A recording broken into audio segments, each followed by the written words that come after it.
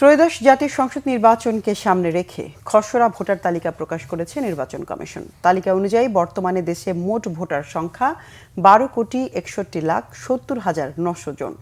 রবিবার সকালে আগারগাঁও নির্বাচন কমিশনের সিনিয়র সচিব আক্তার আহমেদ এই তথ্য জানান। তিনি বলেন, 2025 সালের মার্চ পর্যন্ত মৃত ব্যক্তিদের ভোটার তালিকা থেকে বাদ দিয়ে নতুন এই খসড়া প্রকাশ করা হয়েছে। খসড়া ভোটার তালিকায় এবার নতুন যুক্ত হয়েছে 24,38,626 জন। এবার 3টি ভোটার তালিকা করা হচ্ছে জানিয়ে সচিব বলেন, প্রকাশিত খসড়া ভোটার তালিকায় কোনো ভুল থাকলে তা আগামী 31 আগস্টের মধ্যে সংশোধন করে চূড়ান্ত তালিকা প্রকাশ করবে কমিশন।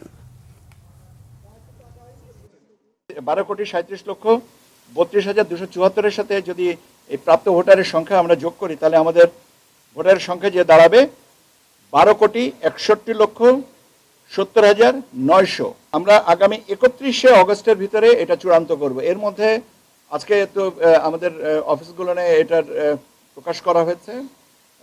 এই ব্যাপারে তাদের যদি সংশোধনী কিছু থাকে, সেই সংশোধনীগুলো আমাদেরকে জানাবেন এবং সংশোধনী অনুযায়ী আমরা এটা চূড়ান্ত করব 31শে অগস্ট।